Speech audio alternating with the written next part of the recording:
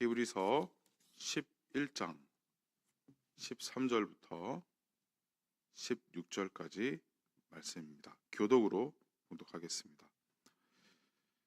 이 사람들은 다 믿음을 따라 죽었으며 약속을 받지 못하였으되 그것들을 멀리서 보고 환영하며 또 땅에서는 외국인과 나그네임을 증언하였으니 그들이 이같이 말하는 것은 자기들이 본향 찾는 자임을 나타냄이라. 그들이 나온 바 본향을 생각하였더라면 돌아갈 기회가 있었으려니와 그들이 이제는 더 나은 본향을 사모하니 곧 하늘에 있는 것이라. 이러므로 하나님이 그들의 하나님이라 일컬음 받으심을 부끄러워하지 아니하시고 그들을 위하여 한 성을 예비하셨느니라. 아멘. 지난주 화요일에 이사를 잘 마쳤습니다. 부산에서 살던 집은 11월 말에 계약 기간이 만료가 되어 집을 빼야 했습니다. 이사는 보관 이사를 맡기고 한 달 넘게 선교관에서 지내면서 최소한의 짐만 가지고 나와서 생활을 했었는데요.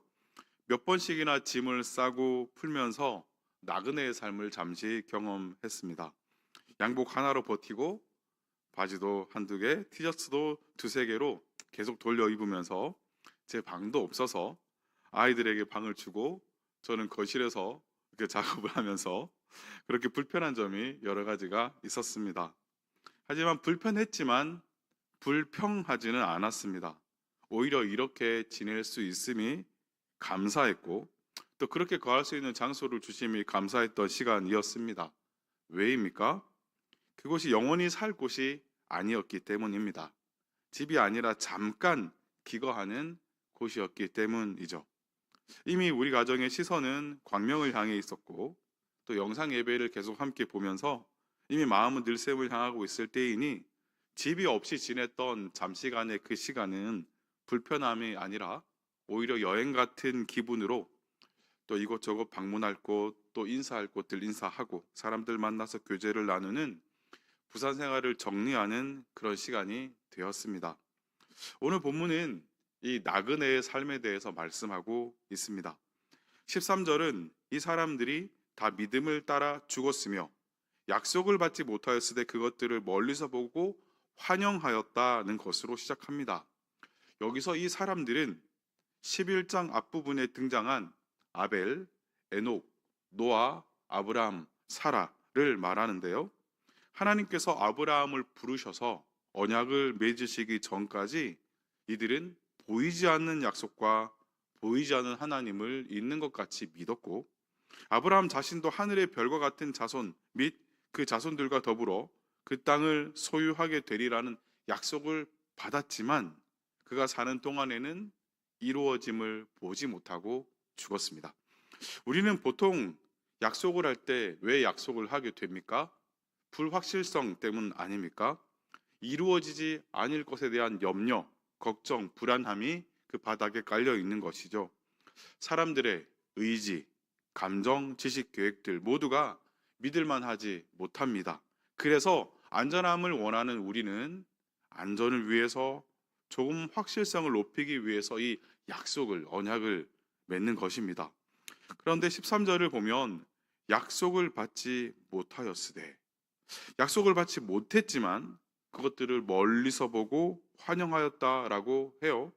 이것은 어떤 경우입니까? 그 대상을 신뢰할 수 있을 때입니다. 완전하신 하나님이라면 어떤 결과에 이르더라도 옳다라는 것을 신뢰한 것이죠. 약속을 받지 못하고 죽는 경우라도 약속이 이루어짐을 보지 못하고 죽는 경우 하나님이 대상이라면 그럼에도 충분하다. 내가 결과를 보지 못하든 그리고 보든 상관없이 하나님이시라면 그것으로 만족했다라는 것입니다. 그래서 쉬운 성경은 이렇게 번역합니다. 그들은 하나님께서 그의 백성에게 약속하신 것을 받지는 못했으나 앞으로 올 것들을 멀리서 보고 기뻐하였습니다. 약속받은 것은 아무것도 없었지만 기뻐하면서 두 손 들고 환영했다는 것이죠. 성경은 에녹과 노아에 대해 소개하면서 또 믿음의 조상 아브라함에 대해서 말하면서 바로 약속 없이도 기뻐하는 그것을 믿음이라고 소개하고 있는 것입니다. 우리의 삶을 그리고 우리의 기도를 가만히 들여다보면 결과를 원한다는 것을 알 수 있어요. 우리가 전적으로 희생되고 전적으로 하나님 뜻에 맞춰지는 기도가 얼마나 있을지 한번 헤아려 보게 됩니다. 이번 자녀가 이번 시험에는 꼭 합격하기 원하고 또 좋은 또 가정을 이루기 원하고 사업이 잘 되기 원하고 이번 계약은 꼭 성사되기를 원하고 기도합니다. 그리고 형편이 좋아지길 원하고 질병이 낫기를 원하죠. 그런데요, 이런 것들이 나쁘다는 게 아니에요. 이 기도 제목들 구해야 하고 또 반드시 그렇게 해야 합니다. 너무 좋은 기도이죠. 저도 그렇게 하거든요. 여기서 말씀드리는 것은 우리 본성은 결과를 보기 원한다라는 것입니다. 그래서 결과가 얻어지지 못할 때 실망하게 된다는 것이죠. 13절 말씀을 따르자면 이런 기도의 결과가 있지 않더라도 실망하지 않아야 된다라는 것을 말씀하는 것입니다. 하나님께서 행하시는 것이라면, 우리의 기도의 대상이 하나님이시라면 당장 이루어지지 않아도 어떤 결과로 인도하셔도 옳습니다. 환영합니다. 라는 태도가 본문이 말씀하는 믿음이라는 것입니다. 심지어 죽기까지 그 결과를 보지 못하더라도 말이죠. 하지만 머리로는 알겠지만, 이해는 되지만 마음 한편은 좀 동의가 안 되지 않습니까? 소망한 것이 이루어지지 않는 채로, 보지도 못한 채로 죽는다는 것은 불행한 삶 아닌가요? 우리가 수도원에 갇혀 사는 사람들도 아닌데 어찌 이렇게 살 수가 있단 말입니까? 앞에서 말씀드린 것처럼 결과를 보기 원하는 것은 우리 인간의 본성인데, 과일 나무에서 열매가 맺히는 것을 보기 원하는 것은 자연 법칙인데, 그러면 믿음으로 산다는 것은 이렇게 우리 본성도 그리고 자연 법칙까지도 무시하며 살아야 되는 그런 것입니까? 여기서 성경은 그들이 어떻게 그런 믿음을 가질 수 있었는지를 말씀합니다. 13절 하반절을 보겠습니다. 땅에서는 외국인과 나그네임을 증언하였으니. 외국인과 나그네입니다. 이 외국인으로 번역된 크세노이는 단순한 외부 사람을 가리키는 말을 넘어서 격렬히 담긴 의미로 그것에 적합하지 않은 사람을 이야기합니다. 그리고 나그네로 번역된 파레피데모이는 다른 어떤 목적지를 향해 지나가는 사람을 가리킵니다. 지나가다가 잠시 숙소나 여관에 머무는 그런 것을 의미하는 것이죠. 지금까지 열거한 믿음의 사람들은 이 땅에서 적합하지 않은 외국인, 잠시 지나가는 나그네였다는 것이죠. 그들이라고 결과를 보고 싶지 않았겠습니까? 아니었어요. 단지 그들이 바라보는 목적지가 이 땅이 아니었던 것이며, 그들이 결과를 보기 원하는 곳이 이 땅이 아니라 다른 곳에 있었다는 이야기입니다. 네, 이곳이 전부라고 생각하면 결과를 보지 못한다는 것은 너무나 허무하고 불쌍한 삶입니다. 하지만 외국인과 나그네라면 이 땅에 적합하지 않은 사람으로 살고 지나가다가 잠시 머무는 사람으로 산다면 그것은 이야기가 좀 다릅니다. 단기 선교를 가보신 분도 계실 텐데요. 단기 선교를 가면 잠자리가 좀 불편해도 샤워를 하는데 이 바가지 몇 개로 샤워를 하라라고 하여도 괜찮습니다. 감당할 수가 있어요. 음식이 좀 맞지 않아도, 그래서 챙겨간 고추장으로 밥을 비벼 먹어도 괜찮아요. 선교 기간이 끝나면 집으로 돌아오게 되니까요. 하루 중에 여러분 개인적인 시간이 꼭 필요하신 분 여기도 계실 텐데요. 선교를 가보면 아침 일어나서부터 밤에 잘 때까지 개인 시간이 없는 경우도 있어요. 그런데 괜찮습니다. 왜요? 선교 여행이니까요. 짧은 시간 끝나고 나면 다시 집으로 돌아가니까요. 마찬가지입니다.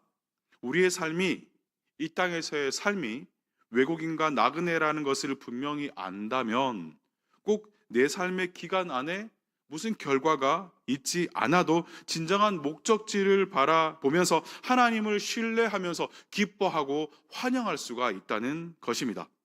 14절을 보겠습니다. 그들이 이같이 말하는 것은 자기들이 본향 찾는 자임을 나타냅니다. 네, 우리의 본향은 이곳이 아닙니다. 이것은 잠깐의 여행임을 분명히 인식하고 살아가면 갈수록 욕심과 미련은 줄어들 것입니다. 당장 내 삶에서 무엇인가 결과를 보려 하는 유혹에서도 멀어질 수가 있을 것입니다. 할렐루야. 그런데 본향을 바란다거나 본향이 예비된 자라는 표현을 쓰지 않고 왜 본향을 찾는 자라고 했을까요? 이곳에도 여행 좋아하시는 분들 계실 텐데요. 2주나 3주간 혹은 한 달간 해외여행이나 출장을 갔다가 돌아올 때를 생각해 봅시다. 비행기가 인천공항에만 내려도 집에 다 왔다는 마음 드시지 않으십니까? 공항 버스를 타고 집까지 오는데 버스가 집이 있는 동네에 진입하면 벌써 마음이 기쁘고 편안해지지 않습니까? 돌아왔다는 그런 마음. 이것이 바로 내 집, 내가 있을 곳으로 다시 돌아온다는 느낌 아니겠습니까? 눈을 감아도 비행기 안에 버스 안에만 있어도 이미 집이 보이는 것이죠. 나의 가족이 웃으며 반길 나의 가족이 보이는 것입니다. 내 집이고 고향이니까요. 그런데 우리는 본향이 분명히 예비된 자들, 본향을 구하는 자들 맞지만 이 땅에서의 여행을 마치고 돌아갈 진짜 고향을 우리는 알지를 못해요. 외국 여행을 갔다가 집으로 돌아가듯이 그러면 집을 그리워하면서 집에 가면 이런 음식이 있겠고 이런 분들이 나를 맞이하겠지라고 그렇게 그리워하듯이 머릿속으로 그려볼 수가 없는 것이에요. 진짜 집이긴 한데 가본 적은 없는 집입니다. 그래서 외국인과 나그네의 신분을 간직하고 살기가 어려워요. 그 사실을 금방 잊어버리고는 이곳이 전부인 것처럼 살게 되는 것입니다. 우리는 가본 적이 없는 고향을 찾고 구하는 말도 안 되는 일을 하고 있는 자들입니다. 죄로 오염된 우리의 뇌는 눈에 보이는 것을 찾고 믿고 확실한 것을 믿으려 하는 그런 마음이, 그런 본성이 있는 거죠. 그런데 믿음 생활은 눈에 보이지 않는, 가본 적도 없는 본향을 찾으려 하니 그래서 믿음 생활이 쉽지 않습니다. 그래서 신앙생활이 쉽지가 않아요. 한때는 뜨거웠지만 식어지고 예배에서 멀어진 성도들이 많은 이유가 바로 여기에 있습니다. 슬럼프에 빠지기 쉬운 이유가 바로 여기에 있어요. 본 적 없는 본향을 바라고 사는 우리니까요. 본향이라 하면서 찾고 구해야 하니까요. 이제 16절은 그 본향이 어디에 있는지 말씀하고 있습니다. 그들이 이제는 더 나은 본향을 사모하니 곧 하늘에 있는 것이라. 본 적도 없고 가본 적도 없고 머릿속으로 그릴 수도 없지만 하늘에 있다고 합니다. 이 땅이 아닌 것은 확실합니다. 믿음의 사람들은 이 땅을 바라보며 사는 자들이 아닌 것은 분명하다는 것이죠. 하늘을, 천국을 바라보며 사는 자들입니다.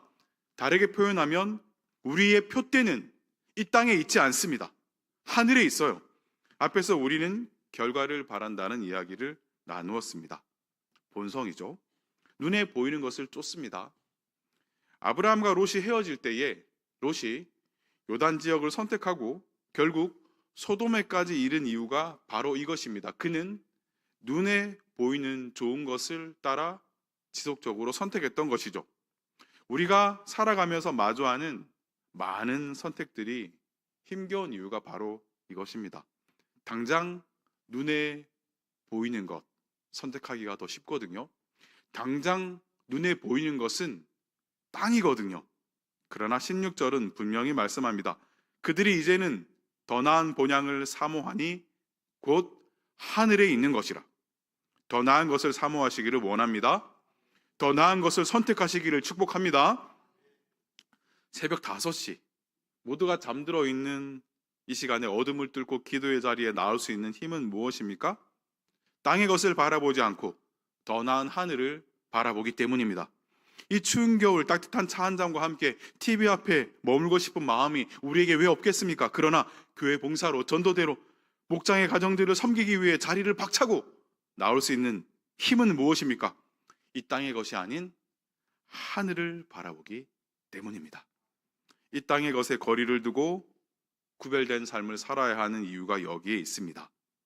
이 땅의 것을 가까이 하여 살면 그것에 마음을 뺏길 수밖에 없어서 본향을 찾고 구하는 마음이 옅어질 수밖에 없는 우리이거든요. 그래서 신앙생활은 엉덩이로 하는 것이다, 자리를 지키는 자가 이긴다, 이런 말들이 있는 것입니다. 이재철 목사님은 그리스도인은 자신이 있어야 할 자리를 알고 그 자리를 지키다가 그곳에서 죽는 사람이라고 했고요. 유진 피터스는 한길 가는 순례자에서 신앙생활이 순간의 뜨거운 열정이 아니라 지루해 보일지라도 묵묵히 제자리를 지키며 견뎌내는 긴 여정임을 강조했습니다.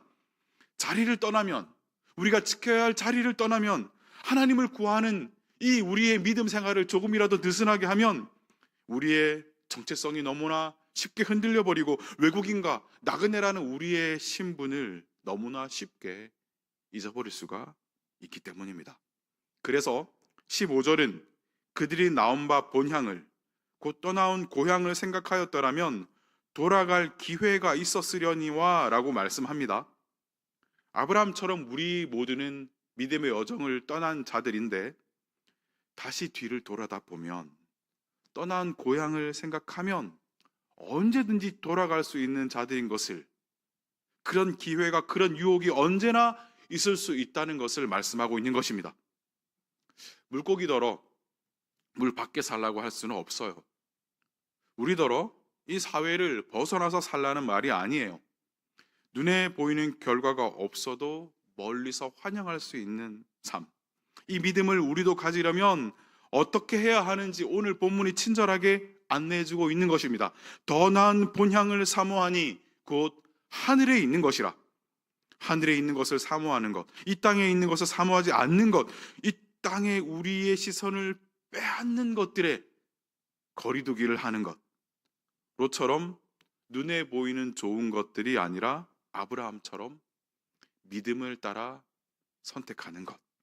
이것이 방법인 것이죠.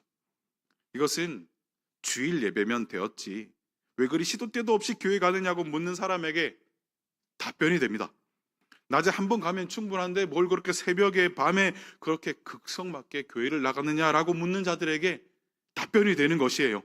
우리는 하늘에 있는 더 나은 본향을 사모하는 자들이니까, 진짜 고향이 하늘에 있는 자들이니까. 그러므로 사랑하는 동역자 여러분, 우리가 외국인과 나그네라는 것을 기억합시다.